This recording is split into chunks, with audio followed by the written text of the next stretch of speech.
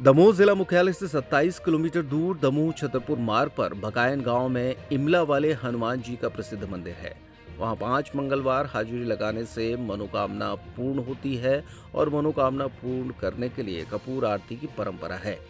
प्रत्येक मंगलवार यहां कई किलो कपूर से आरती होती है और देवशयनी एकादशी से ये कपूर आरती बंद हो जाएगी। जब देव उठनी एकादशी आएगी उसके बाद आरती का क्रम फिर से शुरू होगा। मंगलवार 16 जुलाई को यहां पर आखिरी आरती हुई। बताया जा रहा है कि एक दिव्य स्थान है जहां इमला वाले हनुमान विराजमान है और मंदिर लोगों की आस्था का प्रमुख केंद्र है। साल भर यहां पर भक्तों का आना जाना लगा रहता है। मंगलवार और शनिवार को भगवान को झंडा और चोला चढ़ाने की परंपरा है। इस स्थान की ऐसी मान्यता है कि 5 मंगलवार यहां पर हाजिरी लगाने से सभी मनोकामनाएं पूर्ण होती हैं। कहा जाता है कि ये प्रतिभा 250 साल पुरानी है। गांव के बड़े बुजुर्ग बताते हैं कि यहाँ पहले शमशान घाट हुआ करता था, जहाँ बड़ी संख्या में खजूर और इमली के पेड़ थे। एक संत महाजन दास यहाँ आए, उन्होंने रात्रि विश्राम किया। तब उन्हें सपना आया कि यहाँ हनुमान जी की मूर्ति है। सुबह होते ही संत ने यह बात ग्रामीणों को बताई और इमली के पेड़ के नीचे खुदाई करने पर हनुमान जी की प्रतिमा निकली, जिसे यहाँ विराजमान किया गया और तभी से ये स्थान इमला वाले हनुमान मंदिर के रूप में पहचाना जाने लगा। इस स्थान के बारे में एक और किंवदंती है कि यहाँ माफीदार के यहाँ एक पुत्र ने जन्म लिया जिसके पैर पीछे थे। तब उसने हनुमान जी से विनती की कि उसके बेटे के पैर सीधे हो जाएं। जैसे ही माफीदार घर पहुंचा, उसके बेटे के पैर सीधे मिले। तभी से ये स्थान चमत्कारी स्थान माना जाने लगा। इसके बाद यहाँ भजन कीर्तन, सुंदरकांड और कपूर आरती शुरू हो गई। मंदिर के पुजारी सत्यम गौतम ने बताया कि देव उठनी एकादशी से लेकर देवशयनी एकादशी तक यहाँ हनुमान जी की विशेष कपूर आरती होती है। ये क्रम पिछले 110 वर्षों से लगातार चल रहा है।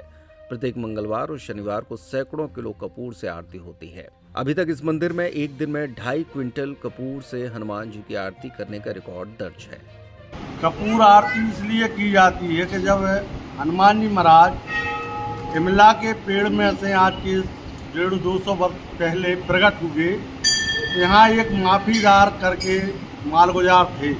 उसी समय उनके यहाँ बच्चा पैदा हुआ था, तो उस बच्चे के पैर उल्टे थे। उनने कहा कि हनुमान जी यदि सच्चे के प्रकट भय हो तो हमारे बच्चे के पैर सही सर के हो जाएं और हम कपूर आरती करेंगे। तो उसी समय कपूर आरती उनने बोली थी। उस समय छोटी मोटी कपूर आरती होती थी, तो लोगों ने सुना तो बालक के पैर ठीक हो गए और इनने कपूर आरती करवाई। तो 11 भजन करवाए, कपूर आरती करवाई।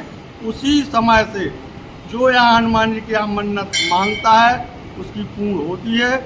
उसके उपरांत वो मन्नत के उपलक्ष्य में कपूर आरती करवाता है। 350, 500, 1100, 2100, 5000 तक का प्रावधान है।